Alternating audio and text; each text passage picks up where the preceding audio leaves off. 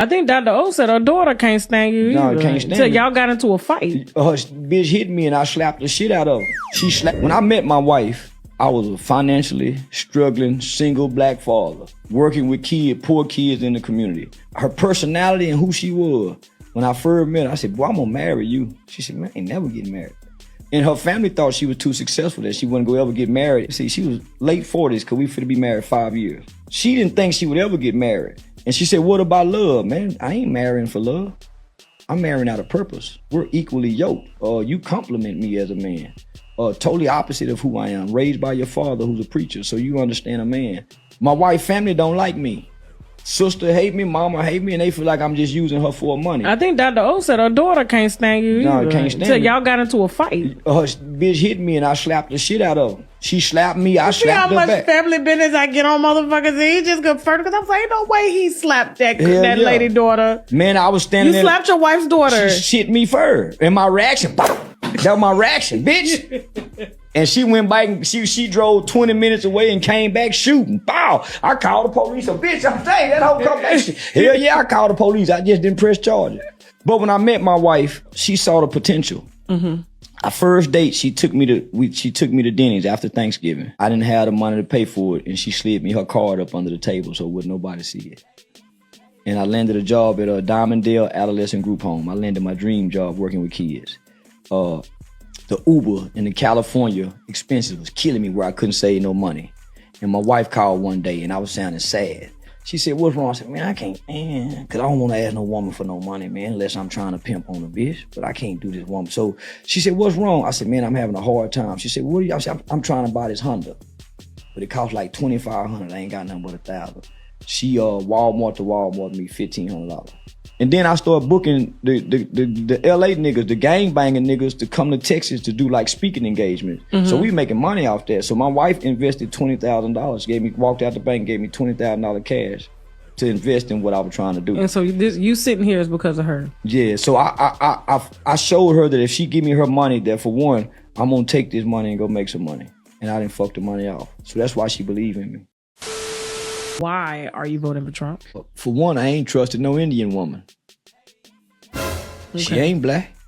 When I look at a black person, I don't look at their daddy. I look at their mama, because that's where their mindset come from. Okay. You can put a baby with wolves and that baby will think it's a wolf if it grew up with wolves. Then he's not a politician.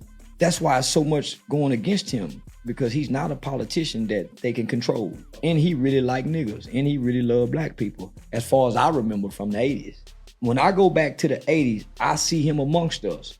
Rosa Parks, Muhammad Ali, Michael Jackson, Mike Tyson, all of our main star elites.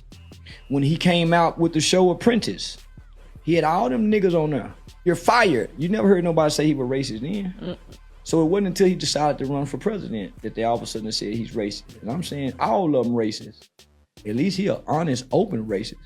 And there's nothing wrong with what he's doing for his people. We got to get us one that'll do the same thing they do for their people. But he's willing to work with us and help us. You can tell by any laws that they pass that benefits white Americans are definitely going to benefit black Americans if they know how to tap into them. So, there you go. And I don't believe a woman should run nothing, especially not our military. Now, Charles. I know who I'm saying this to, but you don't run your household. Charles. You can persuade. You got an impact, but man, you don't run that Africa. Oh, no, I already am. However, I figure like this: if we women, we know what we want, right? And we say, hey, babe, I know what we need. You know, we got doctor's appointments. We need clothes. We need this. We need that. And the man goes out and assembles it and gets it. I don't see anything wrong with the woman having a man, because she is a married woman and she is married to a white man. To a white man. Okay. Yeah. So we have to make that very clear. Yeah. So when they go lay down in the bed at night, yeah. And exactly. So if she, of course, her nurturing side is going to come up to say, I think we need to do this, and let's consider all these factors before we just blow the shit up. A woman is naturally going to want to protect, right? We protect the kids, but a man will say, fuck them kids. Everybody, we got to risk everybody.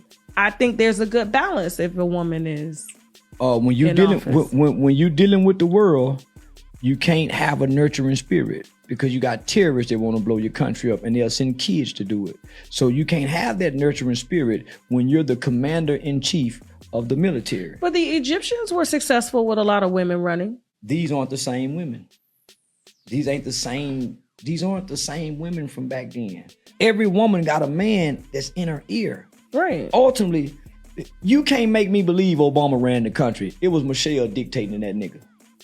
Of course, that's what I'm saying. So I don't see anything wrong with a woman actually being on the front line to run it, because behind the scenes, it's going to be a mutual decision between her and her husband. Well, she's going to go to bed with Doug, and Doug is going to be like, listen. He go run it, not her. He's going to persuade. He got an impact on her mind. And the vice president, I'm going to be honest with you. The vice president that she chose, that's what made me look at her and say, okay. He's a cracker at the end of the day. I like the one Trump chose. I like that. I don't like him. Man, JD Vance, I don't like that motherfucker. See, I watched that debate. I was proud of him. I was proud of him during the debate. He's kind of young, kind of handsome white boy of a face. He ain't to us, but for white girls here, compared to this old man, Trump was once president. It wasn't that bad, was it? You get a lot of pussy coming up though? I was a managed motherfucker. I started having sex 4th, 5th grade. I would penetrate because I had a grown man dick in the 3rd grade. I had a high school dick in the 3rd grade. I heard the babysitter say that. Because I didn't like to bathe as a little boy. And I used to get naked. So your dick stank? It did then, not now. Yeah, all little boys' dick stank. So I was a little boy boy, go get your ass in that tub. Most little boys don't like to bathe. I know. I used to be on side of the tub playing with the toys, splashing water, but I wasn't getting in that motherfucker. I had to take a water hose to my son and catch his ass and spray him. So my mama works at General Motors, so she went to work at night. So sometimes we had them older babysitter. Boy, babysitter walk in that motherfucking room. I bathroom and saw that grown man dick, and I seen her eye looking at it. She said, "Who that boy got a grown man dick?" And so I went to school the next day in the 3rd grade. She touches kids. She probably about 15, 16 at the time. She touches kids. Yeah, man. Yeah. So I went to school the next day saying I got a grown man dick, and would stand back from the toilet and pull that big old motherfucker out and pee. You know, little boys pee going up, and I used to see the teeth. Boy, come out that bathroom, and they used to look too. So I noticed as a kid that women look at this big motherfucker. So yeah, and I'm a little bitty nigga. yeah. Little niggas do have big dicks. They do it. Don't be letting them big niggas fool you now. So I get cussed out every day. People don't know that. Like, I swear to God. Motherfucker don't know you really. White 100 actually rolled past, recorded himself riding past my building here, talking about, this Pyru. I said, nigga, if this Pyru, why you ain't come upstairs and have a glass of wine, you bitch fat ass nigga? Your ass still in the air online. That bitch, you mad? On his belly. On his belly. With his toes pointing at the ground. Up. What nigga in the bed with his toes down? Boy, nigga, everything that go up nigga, there. wet 100. Yeah.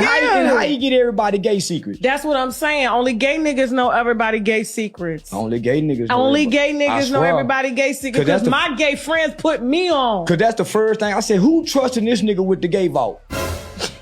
What gay person trusting this nigga with the gay vault? That part. Shit, I told that nigga, I said, next time you ride past, bitch, make sure you come on upstairs.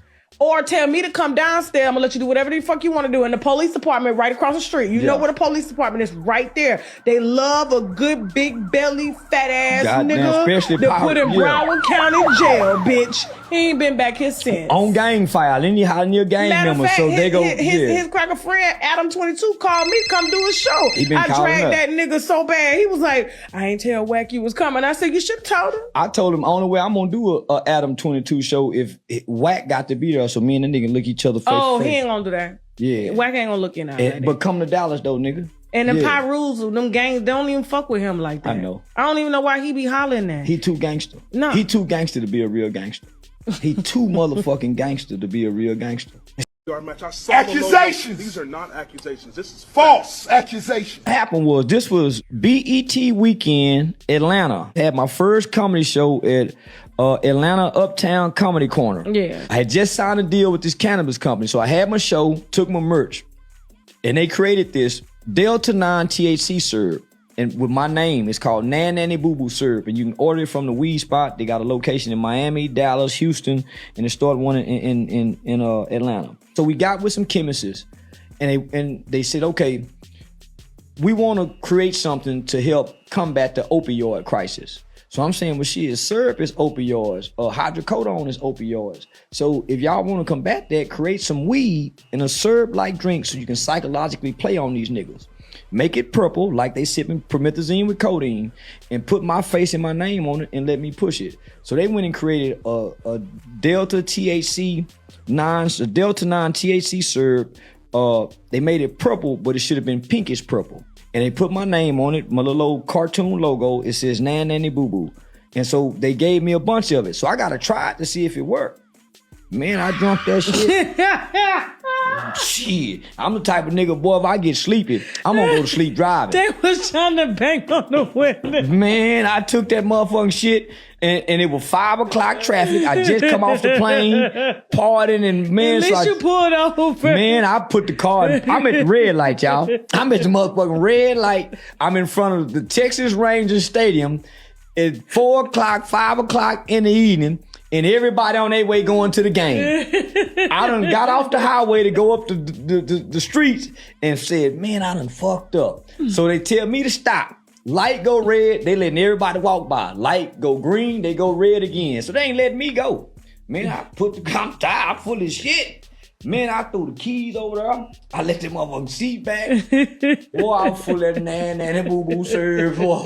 Boy, when they woke me up, I ain't know where the fuck I was at. All them goddamn police around. I ain't know where the fuck I was. Oh my God. So I had my Ruger 5.7 on me, 3 clips, and I had a whole bag full of about 40 bottles. So they thought they done caught me with all this promethazine. Like drug trafficking and shit. Yeah, that's what it looked like. That's what it looked like. So yeah, they charged me with driving while under the influence. Okay, I was gonna say, yeah, they hit me for driving. So this was like 3 years ago. So what about this? Okay, so I'm glad you cleared that. So they dropped that. So they dropped that. They gave me community service for that. Okay. Yeah, they gave me community service. Community anyway. Yeah. You do that anyway. So because I'm so popular in the community, I couldn't do community service. So this is what they did. They gave me 4 days of a leg monitor where I just stay in the house during community service hours. So from 8 to 5, I stay in the house with this leg monitor on and do this for 4 days. 5 o'clock, I can go out and do whatever. Just be back for 8 o'clock. So that's because the courts know me. Hey, bro, come on now, dog. Come on, man. A lot of shit pissed me off.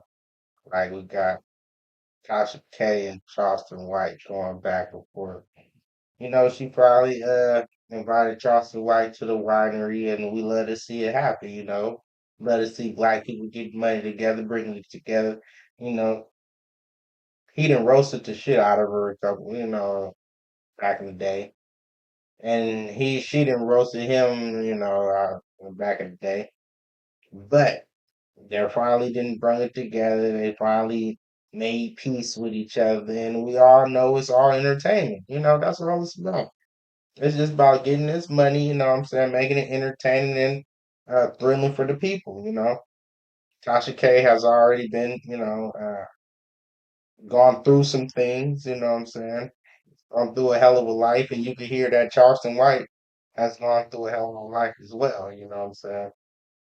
Charleston White got a lot of crazy spurts, you might say, maybe he's ADHD or whatnot, but as you can see, he spazzes out a lot over crazy shit, as far as slapping his wife's daughter and shit like that, and spray, was it pepper spraying Soldier Boy and shit, and, just fighting with a little bit of everybody, the whole damn world, just to get his point across. And I understand sometimes you got to do that just to get people to look at what they're doing. You know what I'm saying? To stop and understand that they might be taking the wrong path.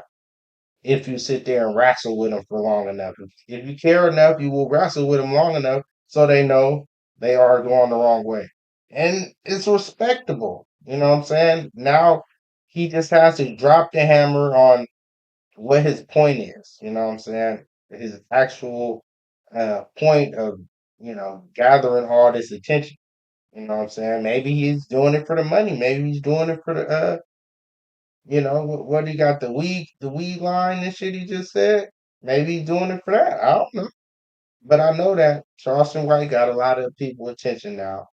Tasha K got a lot of people attention. She's going to being a comedian. He's actually going to do the same thing. So yeah, it's kind of crazy they clicked up. Maybe they go on tour together and do it together.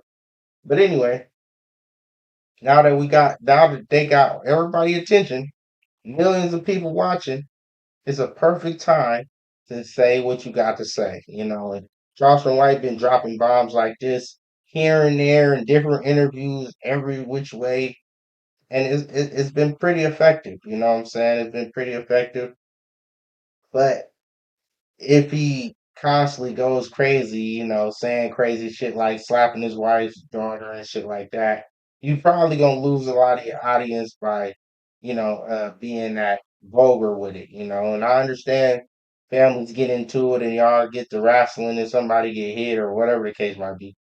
I'm not saying that you're wrong for that. I'm saying that if you approaching it like this, like you've been doing, about the violence, guns, and whatever the fuck, and fuck everybody and this and that. You approaching it like that, then you might get, a negative effect, and people might not hear your message. But I hear them loud and clear. I understand. Sometimes you gotta make a little ripple so you can get some effect going. You know what I'm saying? Because people don't listen when you're just talking regular. Sometimes you gotta yell. Sometimes you gotta scream. Get people attention. You know what I'm saying? Sometimes you gotta wrestle them. Sometimes you gotta push them. So this is a form of motivation and inspiration to get black people or whomever he's trying to target, but it is black people to get their ass going. You know what I'm saying? And drill sergeants do shit like this, and military teaches you to yell. That's what they used to do. They used to yell at you. Get your ass moving. Don't act like you fucking mad. You gotta disrespect people to get them to understand that you're not bullshitting. You mean what you say. You know what I'm saying? And parents do that to kids as well. So it is what it is, man. So how's the acceptance we ain't having it? I fuck with Charleston. I fuck with Tasha K. I like to see them doing these things and getting their money together, and hopefully they keep on flourishing as successful comedians or successful bloggers, podcasts, whatever the fuck they do. It is what it is, man. So how's the acceptance we have, like I'm saying.